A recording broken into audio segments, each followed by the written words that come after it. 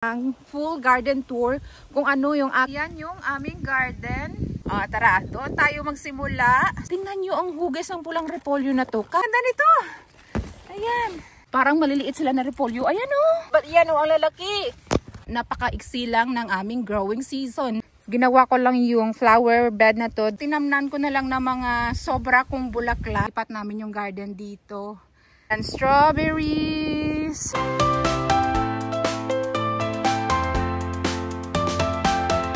Hello and good morning from Delta Junction, Alaska. So ngayong araw pumunta ako sa garden para mag-harvest ng iba't ibang klase ng gulay. At ito na nga, dala ko na yung aking mga malalaking baskets. And since papunta ako doon, bibigyan ko na rin kayo ng full garden tour kung ano yung aking mga pananim dito. Kaya tara! Yan yung aming garden. Ayan o, nasa loob yung aking mga pananim. May bakod yan kasi kinakain ng mga moose yung aming mga pananim. Kaya kailangang may mataas na bakod. Ayan, tara, pasok na tayo. Ayun, nakalock pa yan ha. Teka, buksan ko muna. Ayan, bukas na yung ating secret garden. Charot. Tara, doon tayo magsimula sa dulo. Pakita ko sa inyo kung ano yung aking mga pananim dito sa dulo. So dito sa gilid na to is mga garden peas. Ayan o. Yan, mga green peas. I think it's the same garden peas and green peas. Ayan. And then dito sa harapan is ganun din mga garden peas. O ayan o, marami pang bunga dyan. Nakailang ani na rin kami. And then sa row na to is meron akong carrots. So, pumalpak yung aking carrots kasi tinamnan ko ito ng lumang seeds na ewan ko kung ilang taon na. So, nahuli na ako sa pagtanim ng panibagong buto. Kaya ayan o, maliliit pa rin sila. But that's okay kasi yung aking biyenan maraming tanim na carrots. Ganon din sa aking beets. Ganon din yung nangyari. Kaya sobrang liliit pa. Kaya wala siguro ako maaani dito. And then yung pangatlong row is mga pulang repolyo. Tingnan nyo ang hugis ng pulang repolyo na to. Kakaiba. Napakaganda. Parang puso siya. Ayan o. Diba? Ang ganda. Ang ganda ng kulay at shape niya. Yan, marami yan. Hanggang doon sa dulo. And then, dito naman yung mga regular na repolyo. Yung pabilog na repolyo. Itong isa na biyak na. Yan yung isa sa mga aanihin ko. Ayan, puro repolyo din yan dyan. At ito, may mga malalaki dito. Ayan. Ito, napakalaki. Oh, ito ang pinakamalaki sa lahat. Ayan. Oh my goodness. Oh, nakakatuwa. And then sa row naman na to is yung aking mga cauliflower. Ayan oh. Ito nagsisimula pa lang. Pero ito tingnan nyo oh. Yan, may malalaki ng ulo. Ayan oh, laki din oh. Oh wow, ang ganda nito. Ayan. Yan puro mga cauliflower dyan. Marami na yung ulo. Ayan oh. Yan green na cauliflower. I think green at saka puti lang yung meron ako. Ito green din oh. Kakaiba din yung kanyang shape. Ayan. I think ito parang naninilaw na green. Hindi ko alam. Okay. Let's move on to the other row na. Ito na yung aking mga broccoli. Oh my goodness. Ayan, namulaklak na sila. Kailangan ko na talaga itong anihin today. Ayan oh, mga side shoots na lang ito sila ha. Natanggal ko na yung pinaka main na ulo niya. So yan ko kinuha yung pinaka main na ulo niya oh. And then after matanggal yung ulo niya, namumulaklak pa siya ng marami. Tinatawag na side shoots. Ayun oh, ang dami. Kaya kung nagtatanim kayo ng broccoli, huwag nyo munang bunutin kasi marami pa kayong ani na magagawa dahil sa side shoots. Ayan oh. Hala, napabayaan ko na namulaklak na sila lahat. Oh goodness, busy kasi ako sa gala. Kasi nandito yung pinsan ko for more than a week. Tapos nagpipick din ako ng blueberries. Busy talaga. Tapos ito naman yung row ng aking Brussels sprouts. Parang maliliit sila na repolyo. Ayan oh. Ayan, may maliliit na Brussels sprouts. Ayan, mga ilang puno din ito sila. Ito huli na, wala pa rin bunga. Ganon din itong isa. Ayan o. Ayan, may mga maliliit.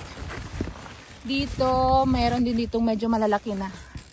Ayan. And then yung kalahati is more broccoli. And then doon sa dulo is may halong cauliflower din. Oh, may ulo na rin. Ayan. And then doon tayo sa kabilang row. Dito na lang tayo daan. Ayan. And nakakita na ba kayo ng ganitong halaman? Ang tawag dito is kohlrabi. Ayan o, tingnan nyo. Ang lalaki.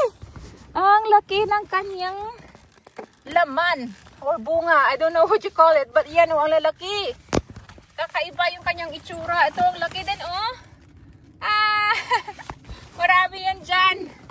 Yan, so, kohlrabi ito hanggang, hanggang dito.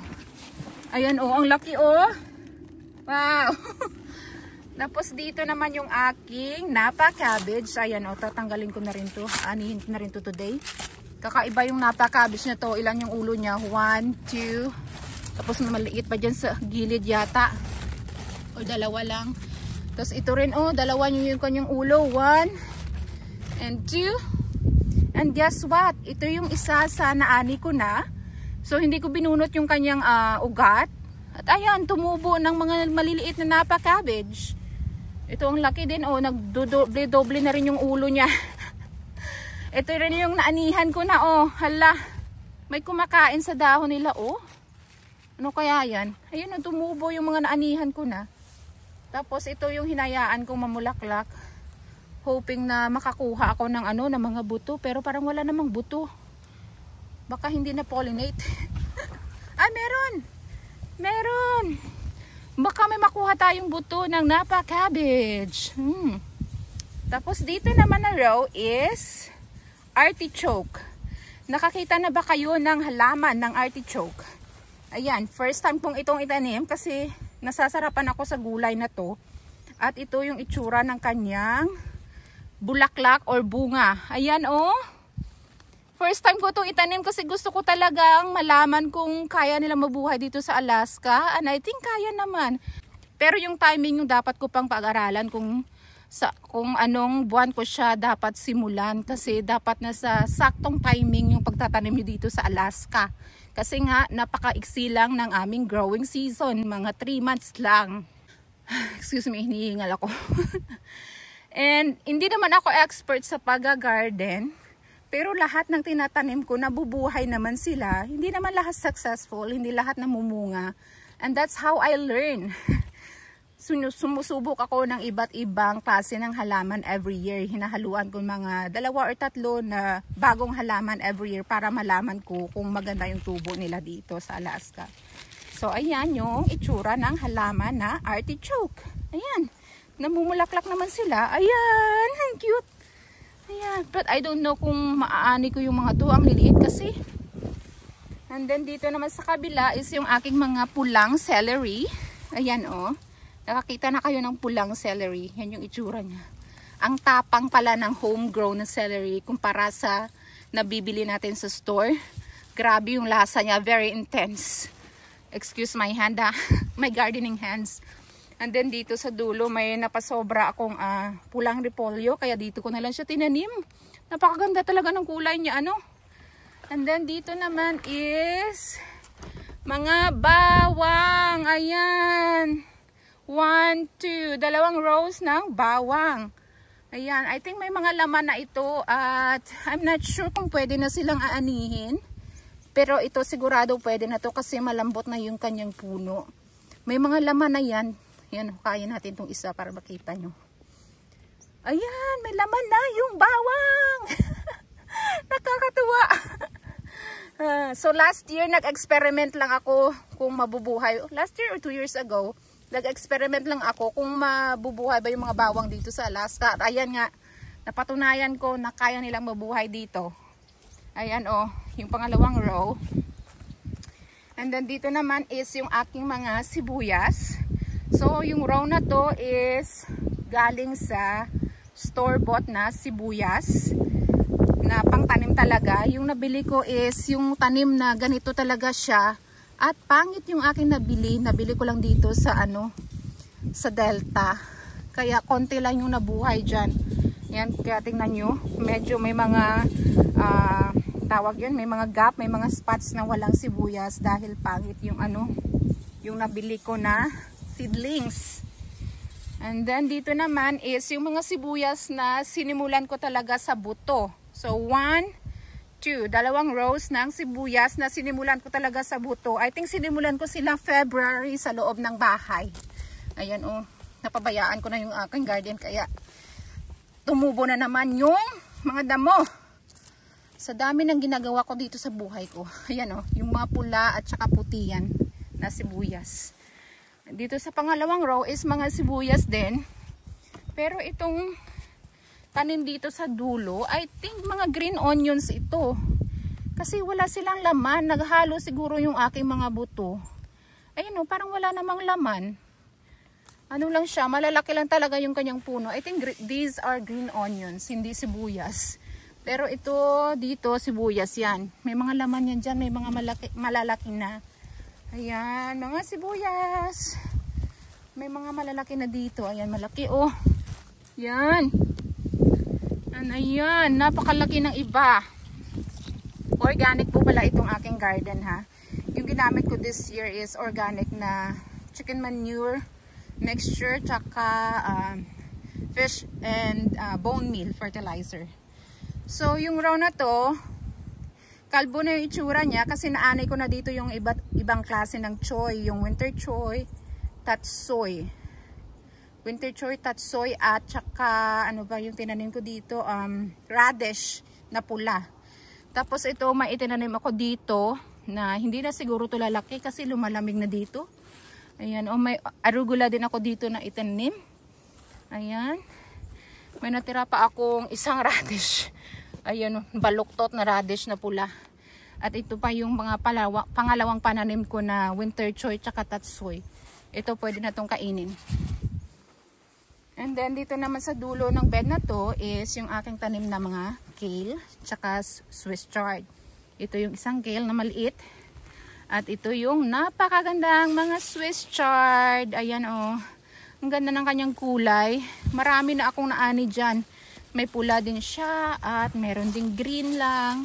At ito yung aking napakalalagong kale na kinalbo ko na pero dumami ulit yung kanilang mga dahon. Tapos dito naman yung last na row.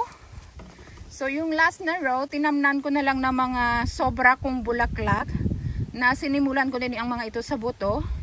Ito may iba't ibang klase ng zinnias. Ito yung snapdragon. Oh, ang ganda ng snapdragon. Oh, marami sila kung mamulaklak.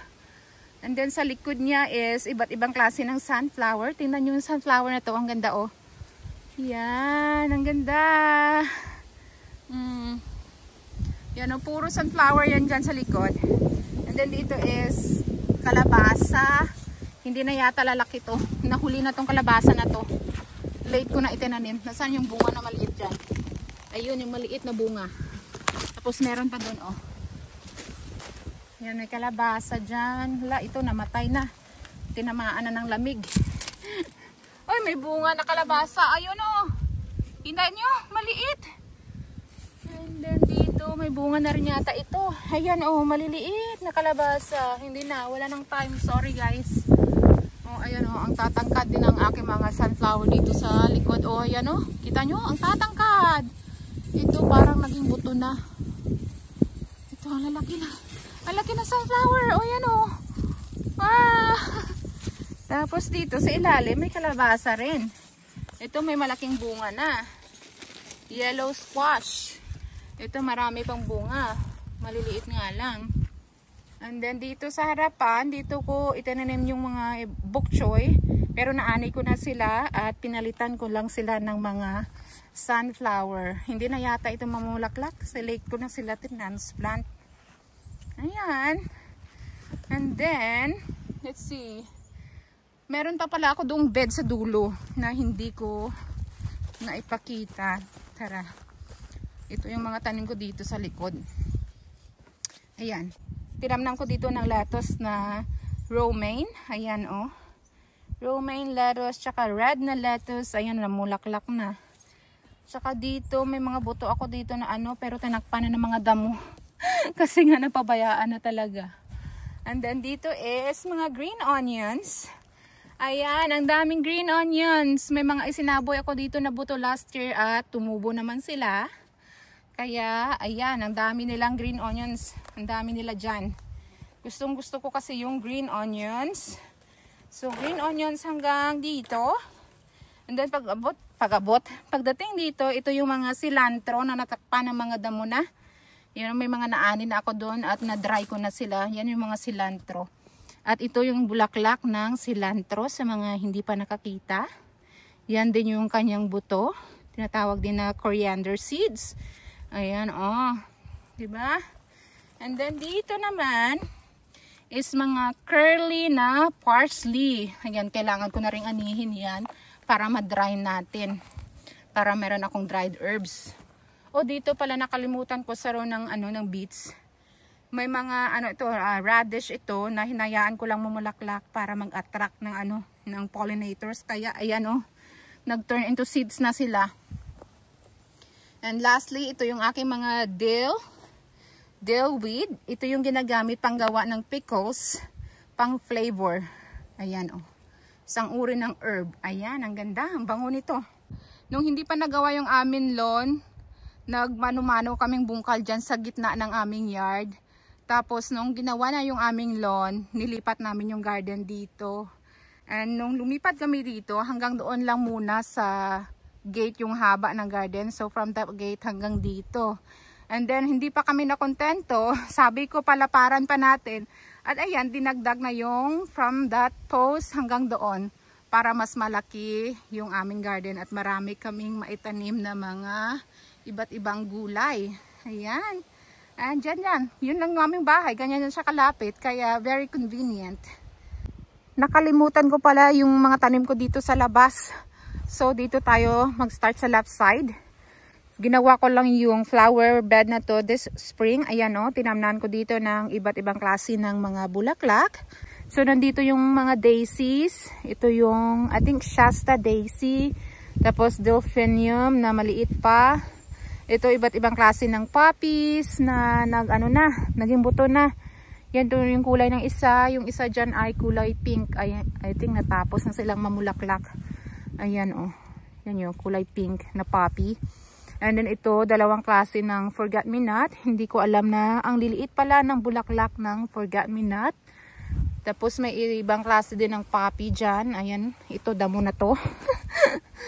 And then dito sa kabila is yung mga cosmos. Ayan namumulaklak pa lang sila. Ang ganda. Ayan may bubuyog pa. Ito yung isang klase ng forget-me-not. Ayan tingnan nyo kung gaano kaliit yung kanyang bulaklak. Ayan, sobrang liit. Tapos ito yung mga marigolds na iba't ibang klase. Ito yung damo nga kukunin natin. Tapos ito ibang klase na ng bulaklak. May pansies. Ito may verbena. Ayan naging buto na yung aking mga pansies. Ayan nag-spread na sila ng mga buto. So yan yung sa left side ng garden dito sa labas. Naglagay din ako ng flower basket dyan. Natapos na rin silang mamulaklak. Tapos dito sa right side, sa harapan, is yung aming strawberry bed. Ayan namumulaklak pa rin yung mga strawberries na marami na kaming naani dyan. Marami na kaming nakain. And then ito yung mga bulaklak sa likod na tinanim ko. Mga strawberries ito lahat hanggang doon. Ito wildflower ito. Wild na klase ng daisy I think. I'm not sure. Ayan, may poppies din dyan. So, strawberries ito. Ayan, may hinog na dito, Strawberries ito hanggang dito, Hanggang doon sa kabilang side. Ayan. May mga pinunot ako dito na halaman na hindi namunga. Ayan, strawberries. Hanggang doon. Tapos doon yung bulaklak. So hanggang dito na lang yung ating garden tour. I hope na nag-enjoy kayo. Hanggang dito na lang muna. Bye! Please like and subscribe.